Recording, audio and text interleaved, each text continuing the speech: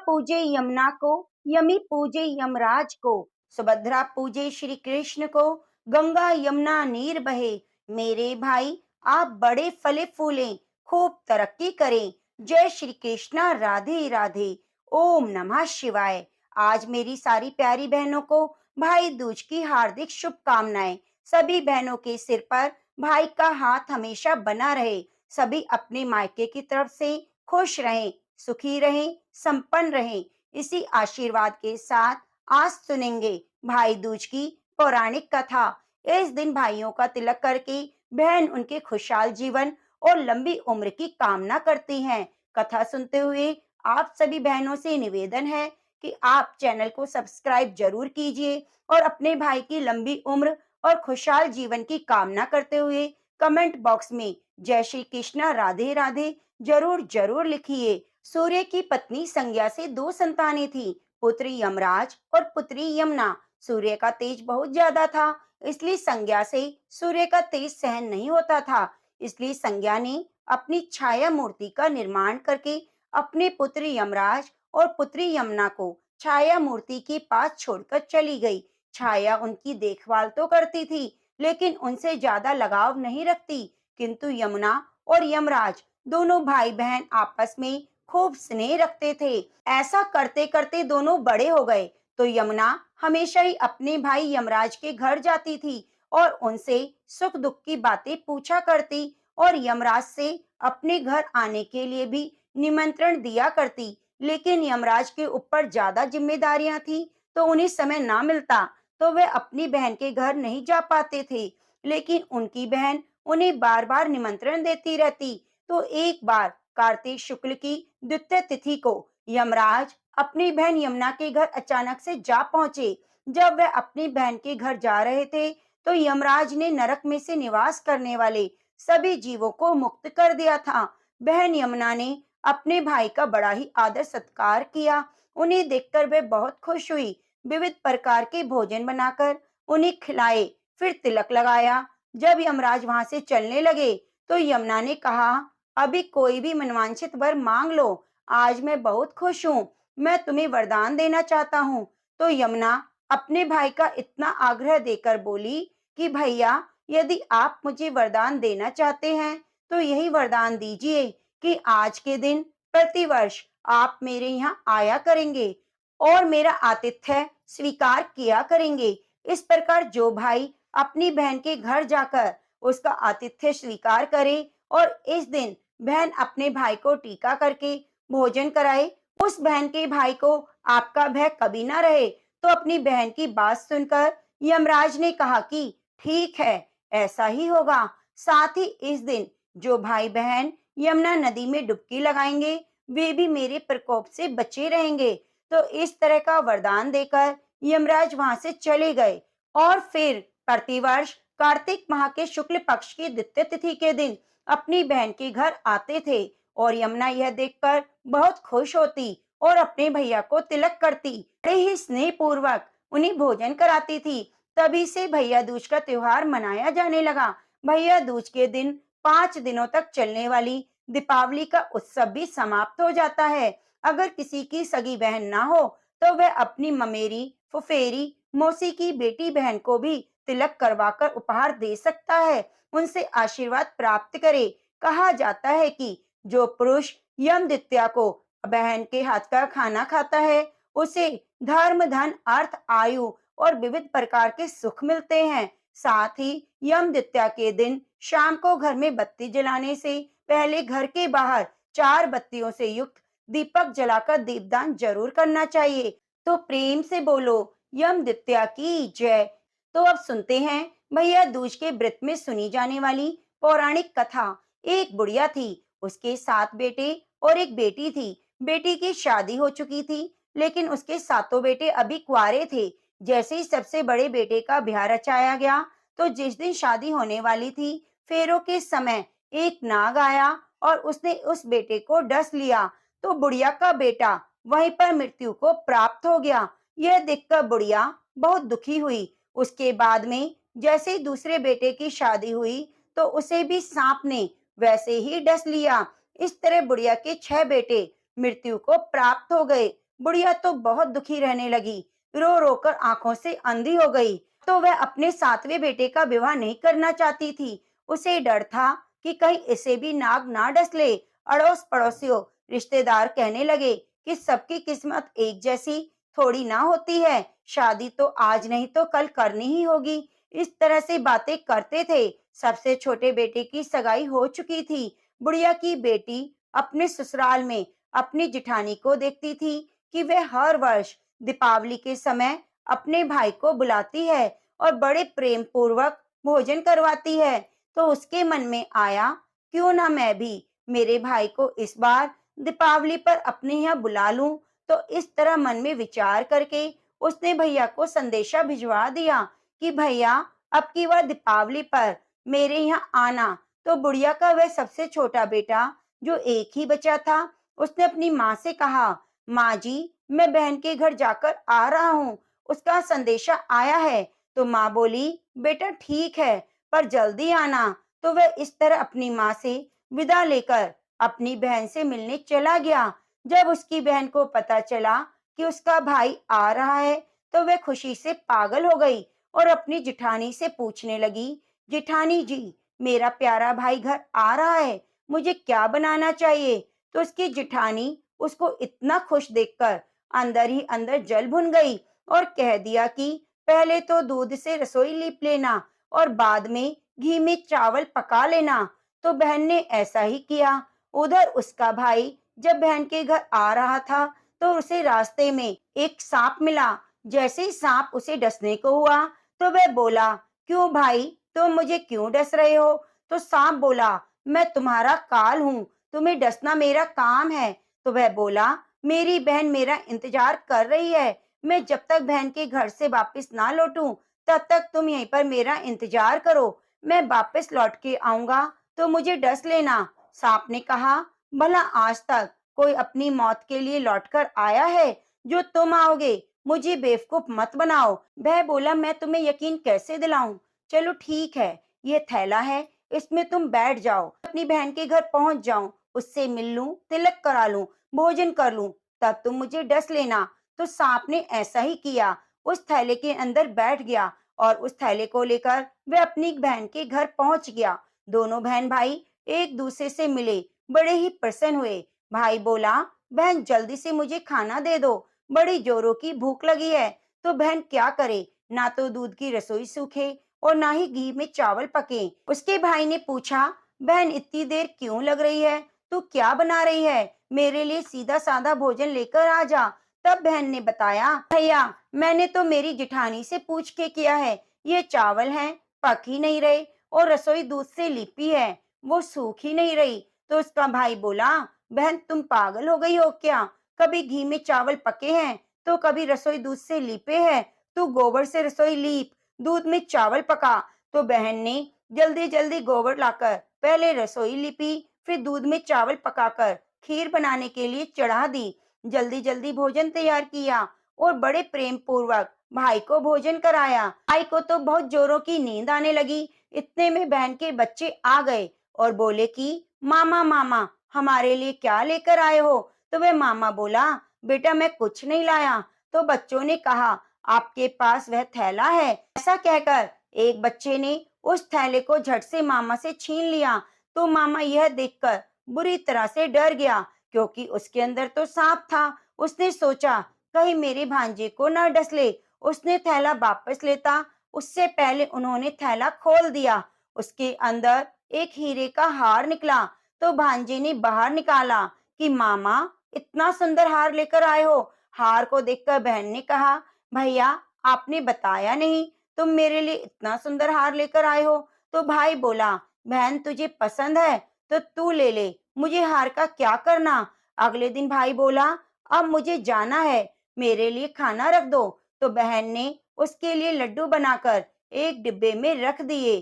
कुछ दूरी पर जाकर एक पेड़ के नीचे सो गया। उधर बहन के बच्चों को जब भूख लगी तो माँ से कहा, माँ मुझे खाना दे दो। तो माँ ने कहा, खाना बनाने में अभी देरी है, जो मामा के साथ भेजा था वही दे देती हूँ। वह बोली कि लड्डू बनाने के लिए मैंने बाजरा पीसा था, बाकी बचा हुआ पड़ा है, चक्की में जाकर वही खा लो। जैसे ही बच्चे चक्की के पास गए तो चक्की में जाकर देखते हैं वहां पर तो सांप के टुकड़े टुकड़े हो रहे हैं। तो बच्चे भागकर वापस अपनी माँ के पास आए और बोले कि माँ, चक्की में तो सांप पिस गया है। यह सुनकर उसकी माँ तो बावली हो गई और भैया के पीछे जोरों से भागी। रास्ते में लोगों से पूछती है कि किसी ने मेरा भैया देखा है। इस तरह बावलों की तरह सभी से पूछती हुई भागी भागी जा रही थी। तब एक आदमी ने बताया कि एक आदमी एक पेड़ के नीचे लेटा है, देख लो, शायद तुम्हारा भाई हो। वह भागी भागी पेड़ के नीचे पहुंची। वहां जाकर देखा तो उसके भैया को नींद आई हुई थी। उसने जल्दी से जोर से नींद से उसे उठाया और कहा, भैया भैया, क्या तुमने लड्डू तो नहीं खाए? उसका भाई बोला, ये ले तेरे लड्डू। मैंने नहीं खाए, लड्डू ही तो दिए थे। उसके लिए पीछे पीछे भागी भागी आ गई। तो बहन बोली, नहीं भाई, तू झूठ बोल रहा है। मुझे लगता है तूने लड्डू जरूर खाया है। अब तो मैं तेरे साथ चलूंगी। भाई बोला, तू मान ना मान, चलना है तो चल। इस तरह दोनों भाई बहन एक साथ चल पड़े। चलते चलते बहन को प्यास लगी। वे भैया को कहती है, भैया मुझे पानी पीना है। तो भाई कहता है, अब मैं तेरे लिए पानी कहाँ से लेकर आऊं? देख, कहीं दूर चील उड़ी जा रही है। चलो चलकर देखते हैं, शायद पानी मिल जाए। तो बहन वहां पर गई और पानी पीकर वापस लौट रही थी। तो रास्ते में देखती है एक जगह जमीन में 6 सिलाएं गड़ी हुई पड़ी थी और एक बिना गड़े हुए रखी थी। वहीं पर पास में एक बुढ़िया बैठी थी। तो बहन उस बुढ़िया के पास गई और पूछा, ये सिला कैसी है? बुढ़िया ने बताया, एक बुढ़िया रहती है, उसके 7 बेटे थे। 6 बेटों की मंडप में मौत हो चुकी है। यह तो उनके नाम की सिला है जो जमीन में गड़ गई है। अभी 7वें की शादी होनी बाकी है। जब उसकी शादी होगी तो यह भी मंडप में मृत्यु को प्राप्त हो जाएगा और ये सिला भी जमीन में धंस जाएगी। तो यह सुनकर बहन समझ गई कि ये सिला किसी और की नहीं बल्कि उसके भाइयों के नाम की है। तब उसने बुढ़िया से कहा, वह मेरा 7वां भाई है, उसे बचाने का कोई उपाय बताओ। तो बुढ़िया ने बताया कि वह अपने 7वें भाई को कैसे बचा सकती है। वह बुढ़िया से सब कुछ जानकर वहां से अपने बाल खुले करके पागलों की तरह अपने भाई को गालियां देती हुई चलने लगी। भाई के पास आकर बोली, तू जलेगा, कटेगा, मरेगा। भाई उसके ऐसे व्यवहार को देखकर चौंक गया, परंतु उसकी समझ में नहीं आ रहा था कि इस तरह दोनों भाई बहन अपनी माँ के घर पहुंच गए। थोड़े ही समय में उसकी शादी तय हो गई और शादी वाले दिन जब उसके भैया को सेहरा पहनाया गया तो वह बोली, सेहरा क्यों पहना रहे हो? सेहरा तो मैं पहनूंगी, यह तो जलेगा मरेगा। सब लोगों ने परेशान होकर सेहरा उसकी बहन को दे दिया। बहन ने देखा कि उसमें कलंगी की जगह सांप का बच्चा था। बहन ने उसे निकालकर फेंक दिया। अब जब भाई घोड़ी पर चढ़ने लगा तो वह बोली, घोड़ी पर क्यों चढ़ेगा? घोड़ी पर तो मैं बैठूंगी, यह तो गधैया पर बैठेगा। यह तो जलेगा मरेगा कटेगा, इसकी लाश को चील कोए खाएंगे। सारे लोग बहुत परेशान हो गए कि वह ऐसा क्यों कह रही है। उसकी माँ बोली, मैं तो कहती थी कि इसकी बहन बहुत कोसन काटन है, वो ऐसी ही लड़ाकू है। सारे यही सोच रहे थे कि ये तो पागल हो गई है। उसके 6 भाइयों की मौत हो गई थी। इस बात को ये सहन ना कर सकी। बेचारी की हालत खराब हो गई। उसकी बुरी तरह जिद के आगे मजबूर होकर सारे लोगों ने उसे घोड़ी पर नहीं बिठाया और गधैया पर बिठा दिया। देखते ही देखते घोड़ी बिदक गई। अब जब बारात चलने को हुई तो वह बोली, ये दरवाजे से क्यों निकलेगा? इसे पीछे के रास्ते से निकालो। दरवाजे से तो मैं जाऊंगी। जब वह दरवाजे के पीछे रास्ते से निकाला गया तो दरवाजा अचानक से गिरने लगा। तो बहन ने एक ईंट उठाकर अपनी चुनरी में रख ली। दरवाजा वहीं रुक गया। यह देखकर लोगों को बहुत अचंभा हुआ। रास्ते में एक जगह बारात रुकी तो भाई को पीपल के पेड़ के नीचे खड़ा कर दिया। बहन कहने लगी, क्यों ये छांव में खड़ा हो गया है? इसे तो धूप में खड़ा होना पड़ेगा। छांव में तो मैं खड़ी होंगी। जैसे ही वह पेड़ के नीचे खड़ी हुई तो पेड़ गिरने लगा। बहन ने एक पत्ता तोड़कर अपनी चुनरी में रख लिया। पेड़ वहीं रुक गया। अब तो सबको विश्वास हो गया कि ये पागल नहीं है, यह कोई जादू टोना सीख कर आई है जो बार बार अपने भाई की रक्षा कर रही है। ऐसा करते करते फेरों का समय आ गया। जब दुल्हन आई तो उसने दुल्हन के कान में कहा, अब तक तो मैंने तेरे पति को बचा लिया, अब तू अपने पति को और अपने मरे हुए जेठ को बचा सकती है। तो फिर फेरों के समय एक नाग आया और जैसे ही दूल्हे को डसने को हुआ, तो दुल्हन ने एक लोटे में बंद करके ऊपर ढक्कन लगा दिया और थोड़ी देर बाद एक नागिन लहर लहर करती आई और दुल्हन से बोली, मेरे पति को छोड़। दुल्हन बोली, पहले मेरे पति को छोड़। नागिन कहने लगी, ठीक है, मैंने तेरे पति को छोड़ दिया। दुल्हन बोली, ऐसे नहीं चलेगा, 3 बार बोल। नागिन ने 3 बार बोला, फिर बोली, अब मेरे पति को छोड़। दुल्हन बोली, एक मेरे पति से क्या होगा, हंसने के लिए जेठ भी तो चाहिए, एक जेठ को छोड़। तो नागिन ने जेठ के प्राण वापिस दे दिए। दुल्हन ने कहा, एक जेठ से तो लड़ाई हो गई, तो मेरा पति किससे बातचीत करेगा, इसलिए दूसरे को भी छोड़। उसने दूसरे को छोड़ा तो वह कहने लगी, अगर वह परदेश चला गया तो फिर मैं क्या करूंगी, तो अब सभी को छोड़।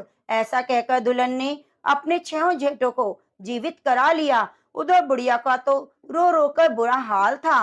वह सोच रही थी कि आज मेरा 7वां बेटा वापिस नहीं आएगा। उसकी अड़ोस ने पड़ोस ने उसे दिलासा दे रही थी। तभी गांव वालों ने आकर बताया कि बुढ़िया, आज तो तेरे 7 बेटे 7 बहुएं आ रही हैं। बुढ़िया बोली, अगर यह बात सच्ची है तो मेरी आंखों की रोशनी वापिस आ जाए, मेरे सीने से दूध की धारा बह चले। तो ऐसा ही हुआ। इतने में उसके सारे बेटे बहू आ गए। बुढ़िया अपने बेटे और बहुओं को देखकर बहुत खुश हुई और बोली, यह तो सब मेरी बावली का किया हुआ है। कहाँ है मेरी बावली सी बेटी। सब बहन को ढूंढने लगे तो वह भूसे की कोठरी में सो रही थी। जब उसे पता चला कि उसका भाई सही सलामत आ गया है, तो वह अपने घर को चली आई। उसके पीछे पीछे सारी लक्ष्मी भी जाने लगी। तो बुढ़िया ने कहा, बेटी पीछे मुड़ के देख, तू तो सारी लक्ष्मी को लेकर जा रही है, तेरे भैया भाभी क्या खाएंगे। तब बहन ने पीछे मुड़कर देखा और कहा कि जो माँ ने अपने हाथों से दिया है वह मेरे साथ चले, जो मेरे भैया भाभी ने अपने हाथों से दिया है वह मेरे साथ चले, बाकी सारा यहीं रहे, मेरी माँ और भैया भाभी के पास रहे। तो ऐसा ही हुआ। इस तरह एक बहन ने अपने भाई की रक्षा की। अगर बहन के मन में सच्ची श्रद्धा, आस्था और प्रेम हो तो उसके भाई का कुछ भी नहीं हो सकता। तो अब आइए सुनते हैं नवग्रह की कथा। इस कथा को सुनने से बहन भाई की सभी की नवग्रह की बाधा दूर हो जाती है। पुराने समय में चली आ रही इस कथा को श्रद्धा भाव से सुनना चाहिए, तो घर में सुख समृद्धि का वास होता है। किसी गांव में 2 भाई बहन रहा करते थे। जब वे छोटे थे तो उनकी माँ बाप की मृत्यु हो गई। गांव के लोगों ने उन्हें पाल पोस कर बड़ा किया, उनकी शादी कर दी। बहन ससुराल चली गई, पीछे उसका भैया और भाभी रहा करते थे। एक समय की बात है, भाई ने अपनी पत्नी से कहा, मैं अपनी बहन से मिलने के लिए जा रहा हूँ। तो उसकी पत्नी ने कहा, हाँ हाँ क्यों नहीं, जरूर जाओ। अगर उसकी सास ने उसके लिए राजी हो तो कुछ दिनों के लिए अपने पास ले आना, मैं भी उनसे मिलने के लिए बड़ी बेचैन हूँ। तो वह तैयार होकर अपनी बहन से मिलने चल पड़ा। उस समय यातायात के कोई साधन ना थे, इसलिए वह पैदल जा रहा था। जैसे ही जंगल के रास्ते से गुजरने लगा तो रास्ते में एक सांप बैठा हुआ दिखाई दिया जो उसे डसने वाला था।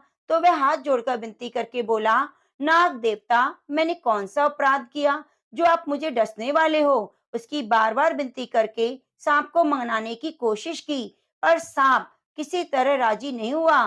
तो कहने लगा, ठीक है, तुम मेरी एक बात मान लो, मैं अपनी बहन से मिलने जा रहा हूँ, जब मैं वापिस आऊंगा तो तुम मुझे डस लेना। आप बोला, मुझे क्या पता तुम वापिस आते समय इस रास्ते से आओगे या नहीं आओगे, मैं तो तुम्हें अभी डसूंगा।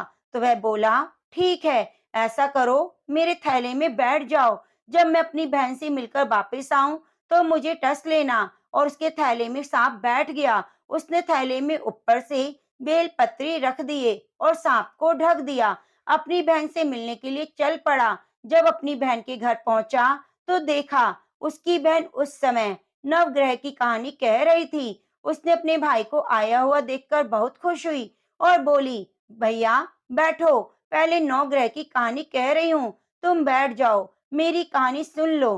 तो बहन ने कहानी शुरू करी और भाई ने कहानी सुनी। जीवों की, जानवर की, हाथी की, घोड़े की, कुत्ते की, बिल्ली की, भाई की, बहन की, घर के धनी की, बेटी की, जुआई की, देवरानी की, जिठानी की, सास ससुर की, संग सहेली की, सबकी गृह शांत हो जाए। ग्रह चाले 8 पग, आदमी चाले 4 पग, साम बिच्छू भवरे सब आग में जले। ऐसे भाई को कहानी सुनाकर वो खड़ी हो गई और भाई के पास रखे थैले को देखकर बोली, भैया थैले में क्या लाए हो? भाई कुछ बोलता उससे पहले उसकी बहन ने थैला उठा लिया और अंदर ले गई। अंदर जाकर देखा तो उसके अंदर बेल पत्रों के तो केले और संतरे बन गए।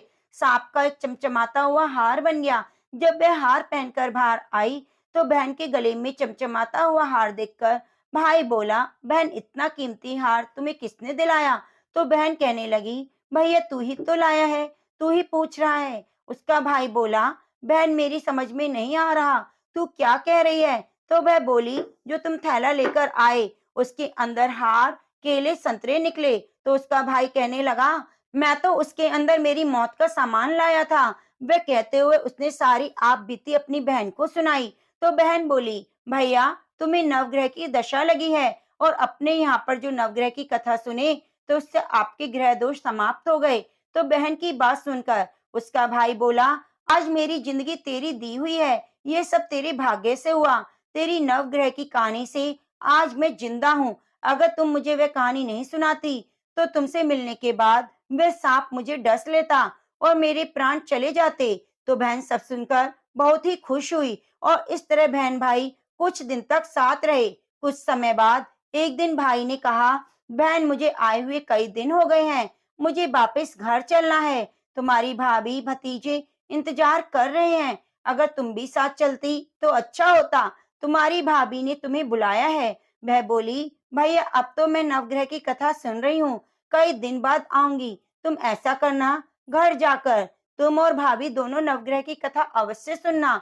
यह कहकर उसने भैया को नवग्रह की कथा की सारी विधि बता दी। खुशी से अपने भैया को विदा किया।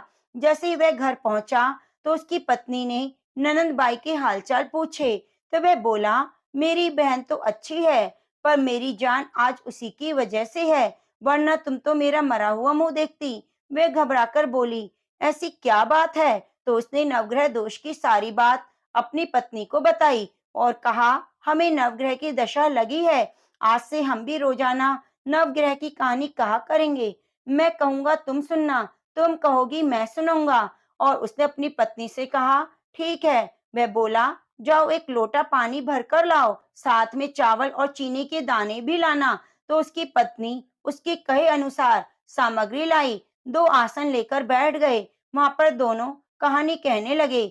जीव की, जानवर की, हाथी की, घोड़े की, कुत्ते की, बिल्ली की, देवरानी की, जिठानी की, सास ससुर की, घर के धनी की, बेटी की, जुआई की, भाई बहन की, सबकी नवग्रह शांत हो। ग्रह चाले 8 पग, आदमी चले 4 पग, साम बिच्छू भवरे सब आग में जल जाई। नौ ग्रह को नमस्कार। जैसे नौ ग्रह की दशा भाई की उतारी, वैसे इस कहानी को कहने सुनने वाले, हुंकारा भरने वाले सभी की उतारना और अपना शुभ प्रभाव दिखाना। तो प्रेम से बोलो, नवग्रह की जय।